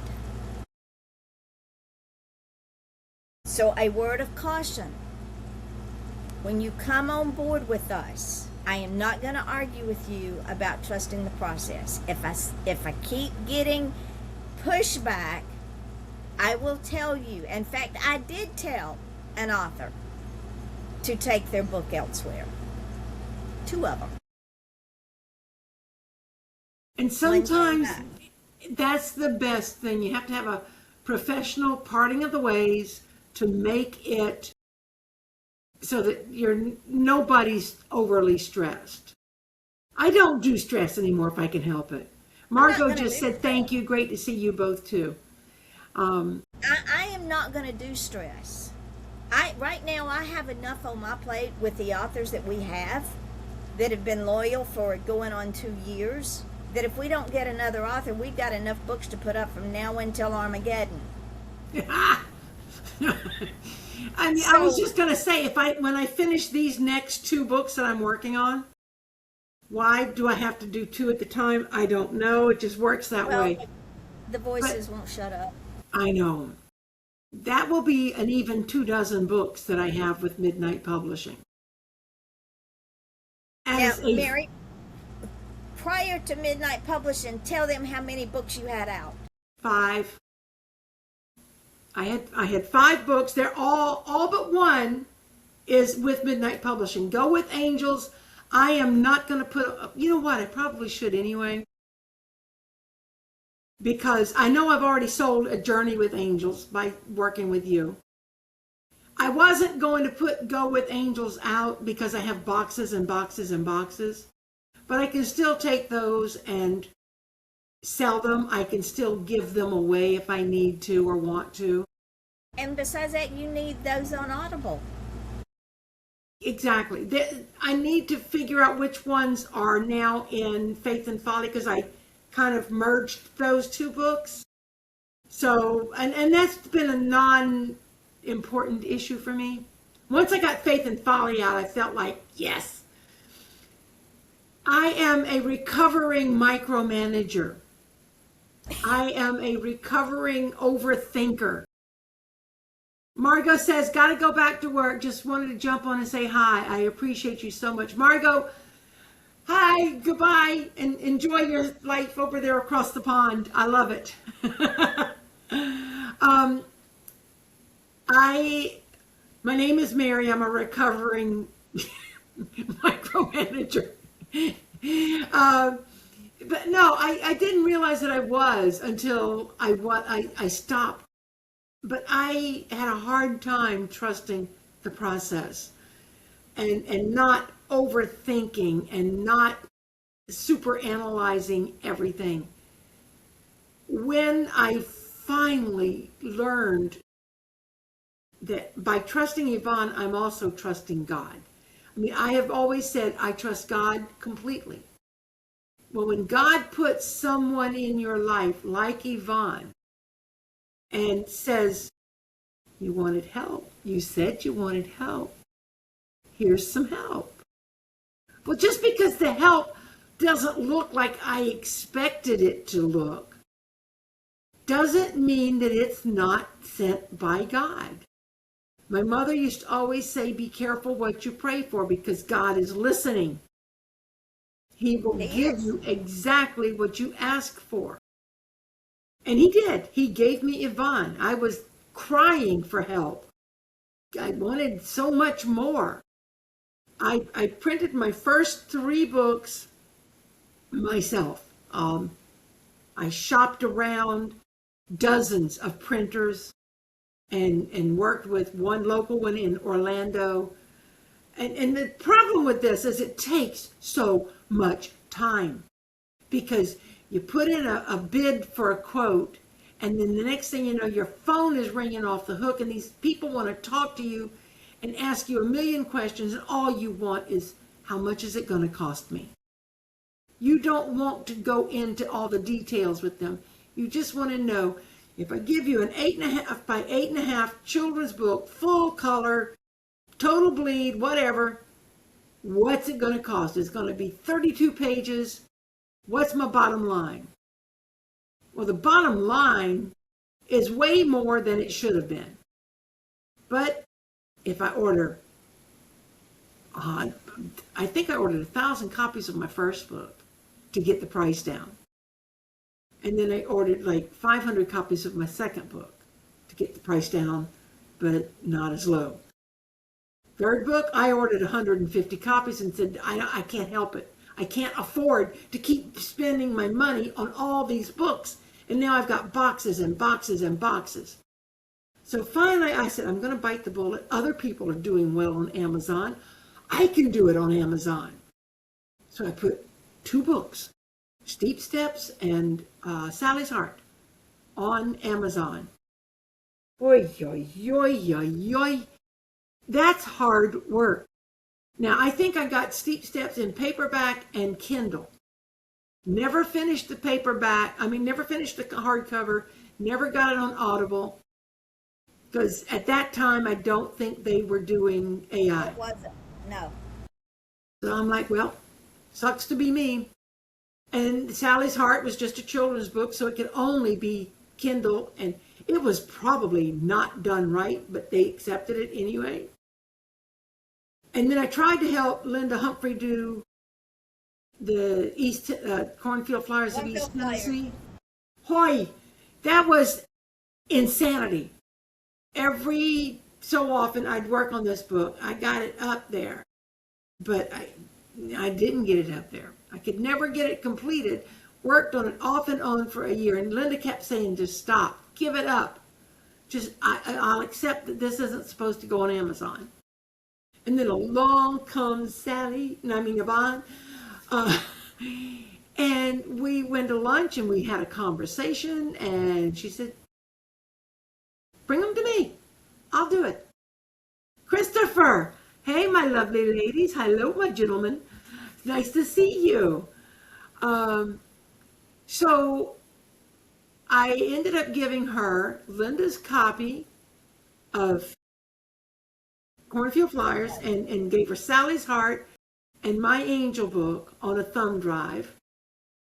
Within 3 weeks, not only did she have all 3 books up within 3 weeks, she had Linda's book up in somewhere between 24 and 48 hours and selling copies.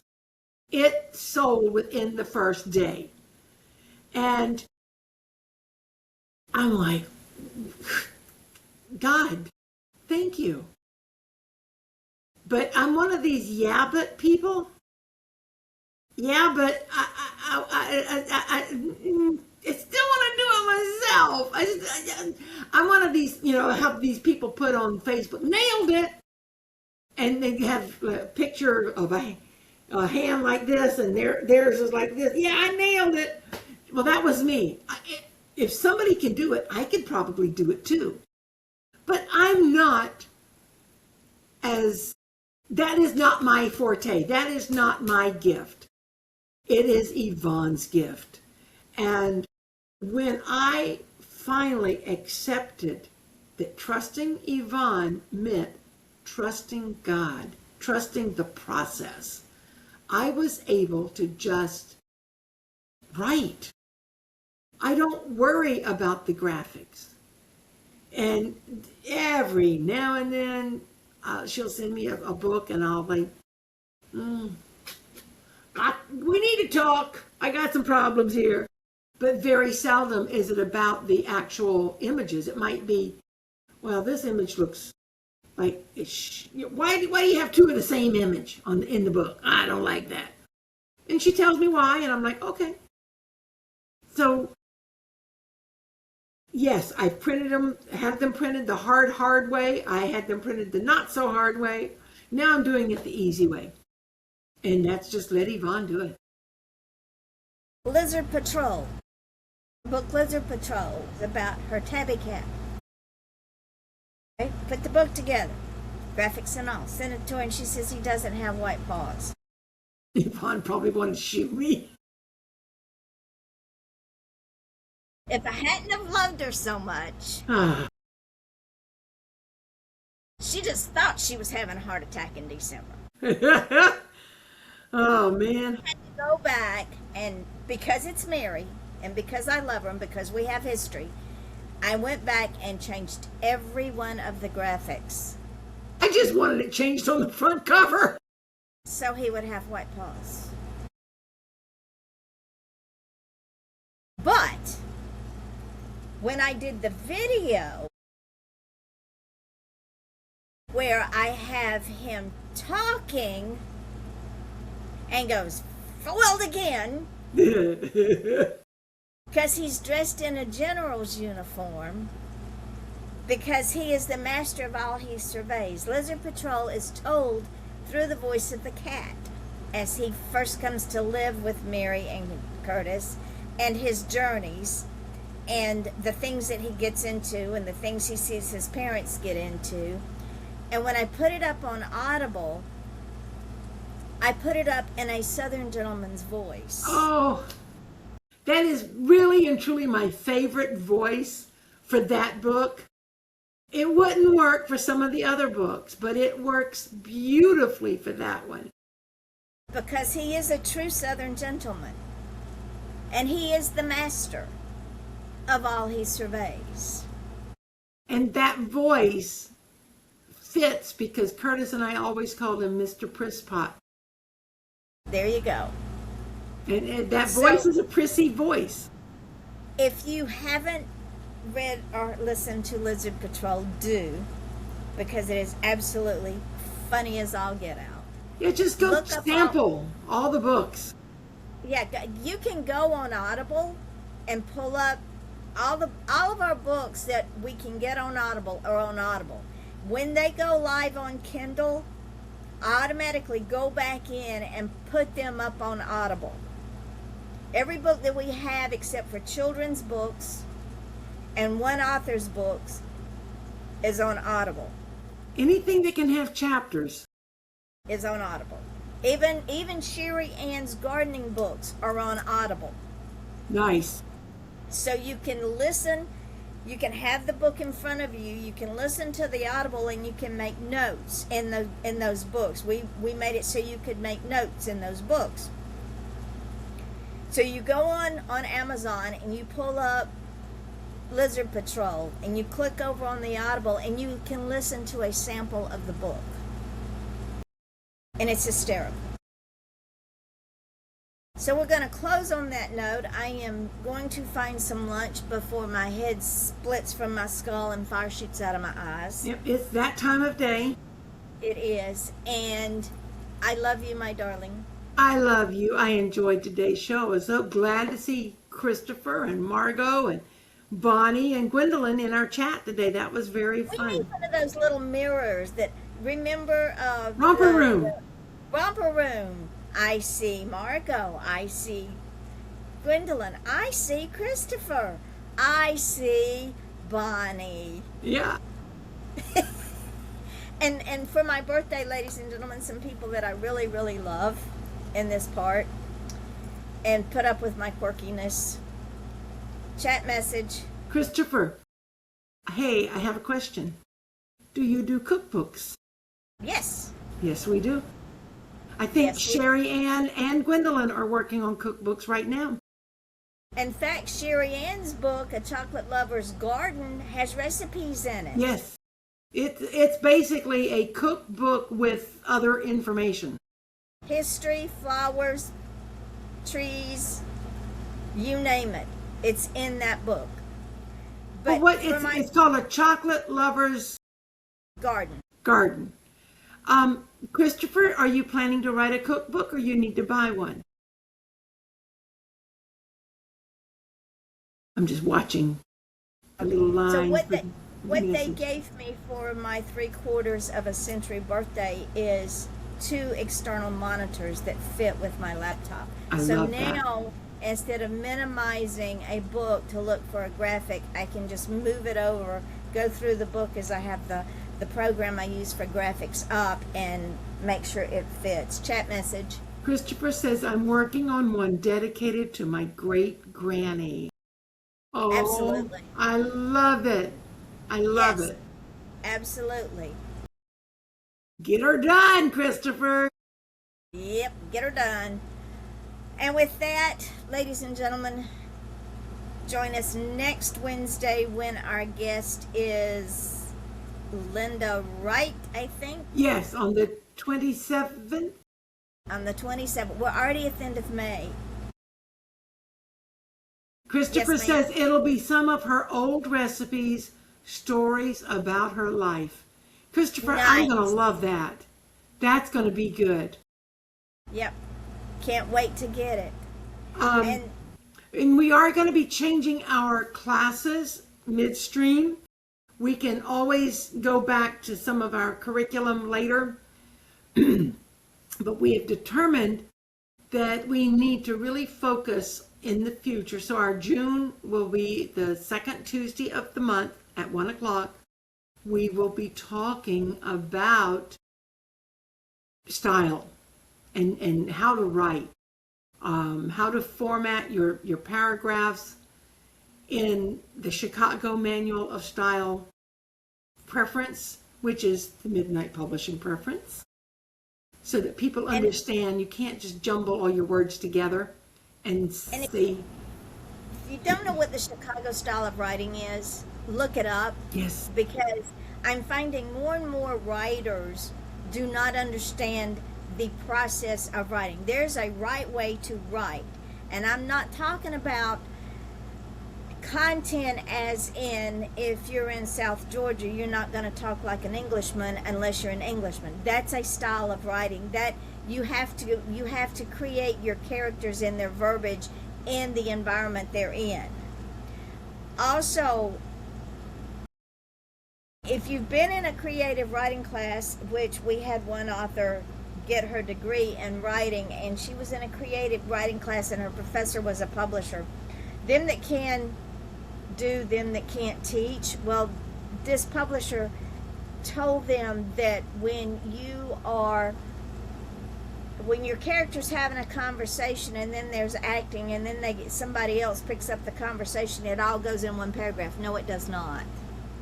Dialogue is always its own paragraph, and the reason for that is clarity. Absolutely. If it confuses me, it's going to confuse a reader.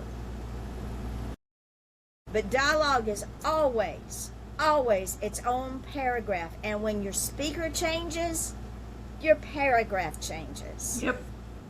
And we're going to be talking about this, and we're going to have examples to show you.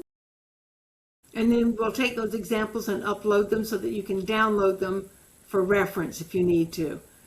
Because I guarantee you, when I get books that have that in there, I'm fixing it. I think our June class needs to focus primarily on the Midnight Publishing requirements for submissions for manuscripts, and then we can, I mean, we've had classes on manuscripts, but we're going to do the rest of this year with visuals. You'll have some examples to look at, examples to download, because I know most people do better by seeing than by simply hearing. That's why we do the video, but we're going to start having visuals we can show you on the classes, and also that you can download for reference. And remember, ladies and gentlemen, people don't want to read a book that they have to struggle with. Number one, they're too busy. Number two, they read for recreation. And if they have to struggle with reading your book, they're not going to finish it. They will throw it down and stomp on it. And they're also not going to listen to it. So, when you are writing, there are certain things that you cannot deviate from. Because if you do, I'll fix it. It's that simple. I'm making notes for the next class. And no, I do not change content. It's your story. It's your content. I may correct a spelling. I may correct an apostrophe. I may correct quotation marks, commas, grammatical things. But your story is your story. If something is wonky, like your character is speaking then and all of a sudden he becomes a she, yeah, that'll get changed because that just happens. That's a typo. It's a typo. That's an easy fix. We do not change a person's story because it is their story. But yeah, I'm not putting two conversations in one paragraph. Not happening. And also, if one of your characters is speaking and it goes, he moved down the hallway, period. And he's going to speak again. You're going to start another paragraph. Turning around, new paragraph. Turning around, he said. You're not going to put all that into one paragraph. It becomes too convoluted. And it also makes it difficult for Audible. Exactly. Very difficult. So we'll get into more of that in our workshop. Next week we will talk to Miss Linda Wright, who is not one of our authors, but we are all about promoting our fellow indie authors. I thank Margot and Chris and Bonnie and Gwendolyn for coming on board. Check their books out because they got some good ones. Really good ones. Because we got some great authors. Check Mary's books out. You won't be disappointed. I love you, my darling. I love you. I'm so glad to see so many people participating in the chat.